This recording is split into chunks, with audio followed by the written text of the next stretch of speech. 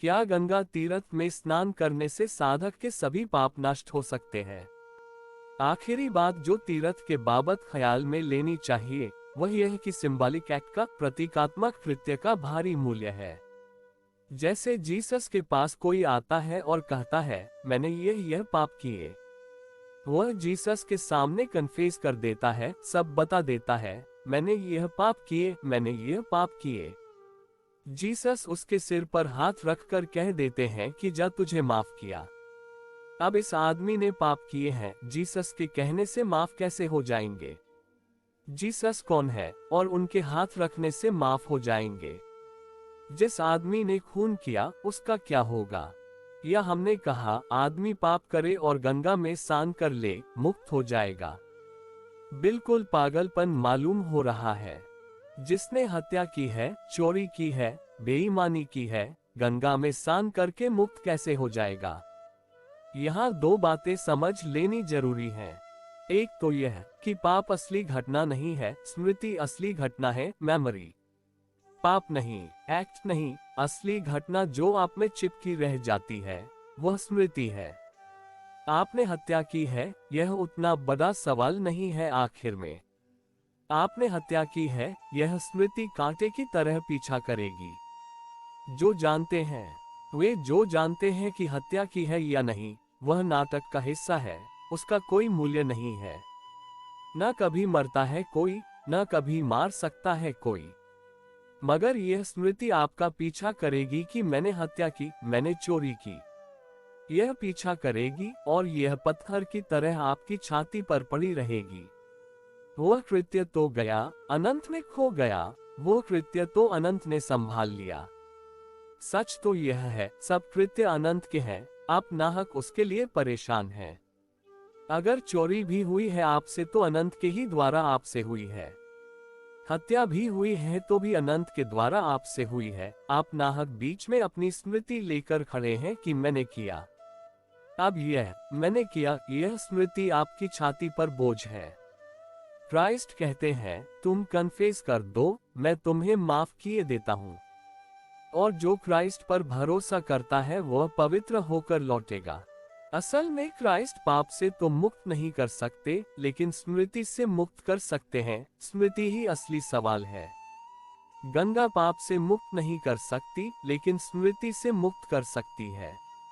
अगर कोई भरोसा लेकर गया है कि गंगा में डुबकी लगाने से सारे पाप से बाहर हो जाऊंगा, और ऐसा अगर उसके चित्त में है, उसकी कलेक्टिव अनकॉन्शियस में है, उसके समाज की करोड़ों वर्ष की धारणा है कि गंगा में डुबकी लगाने से पाप से छुटकारा हो जाएगा, तो निश्चित ही हो जाएगा।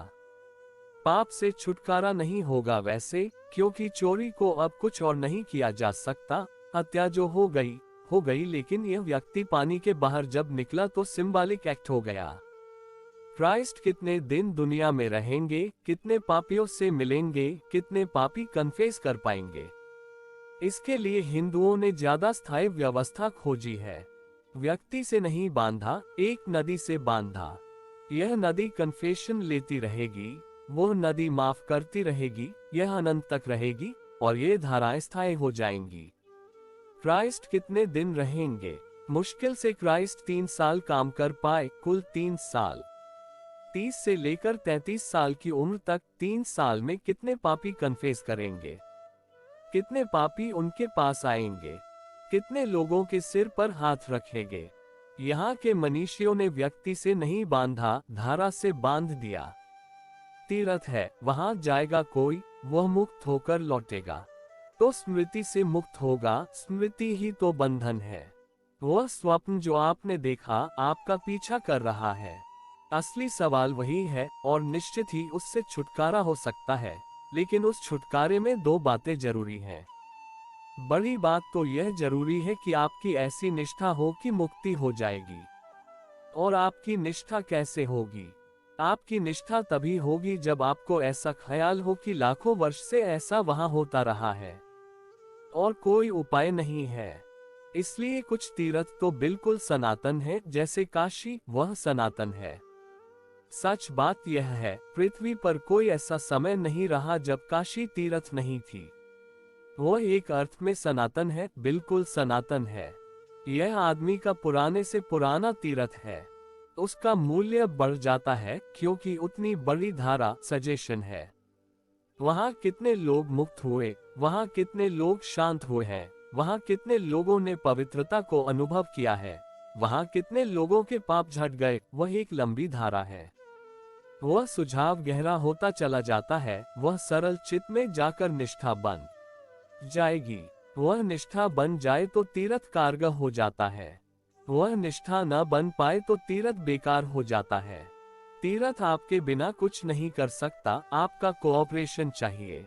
लेकिन आप भी कोऑपरेशन तभी देते हैं कि जब तीर्थ की एक धारा हो, एक इतिहास हो। हिंदू कहते हैं काशी इस जमीन का हिस्सा नहीं है, इस पृथ्वी का हिस्सा नहीं है, वह अलग ही टुका है। वह शिव की नगरी अलग ही है, वह सनातन है।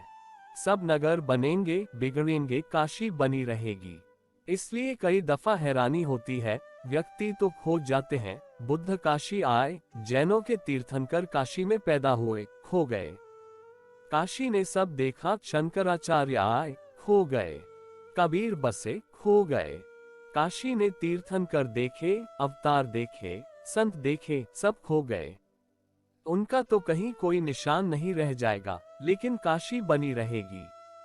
वह उन सब की पवित्रता को, उन सारे लोगों के पुण्य को, उन सारे लोगों की जीवन धारा को, उनकी सब सुगंध को आत्मसात कर लेती है और बनी रहती है। यह जो स्थिति है, यह निश्चित ही पृथ्वी से अलग हो जाती है, मेटाफरिकली। यह इसका अपना एक शाश्वत रूप हो गया, इस नगरी का अपना व्यक्तित्व हो गया। इस नगरी पर से बुद्ध गुजरे, इसकी गलियों में बैठकर कबीर ने चर्चा की है। वह सब कहानी हो गई, वह सब स्वप्न हो गया, पर यह नगरी उन सबको आत्मसात किए है। और अगर कभी कोई निष्ठा से इस नगरी में प्रवेश करे तो वह फिर से बुद्ध को चलता हुआ देख सकता है, वह फिर से पार्श्वनाथ को गुजरते हुए देख सकता है, वह फिर से देखेगा तुलसीदास को, वह फिर से देखेगा कबीर को। अगर कोई निष्ठा से इस काशी के निकट जाए तो यह काशी साधारण नगरी न रह जाएगी, लंदन या बंबई जैसी। एक असाधारण चिन्मय रूप ले लेगी, और इसकी चिन्मयता बड़ी शाश्वत है, बड़ी पुरातन है। इतिहास खो जाते हैं, सभ्यताएं बनती और बिगड़ती हैं, आती हैं और चली जाती हैं, और यह अपनी एक अंतःधारा को संजोए हुए चलती है। इसके रास्ते पर खड़ा होना, इसके घाट पर स्नान करना, इसमें बैठकर ध्यान करने के प्रयोजन है।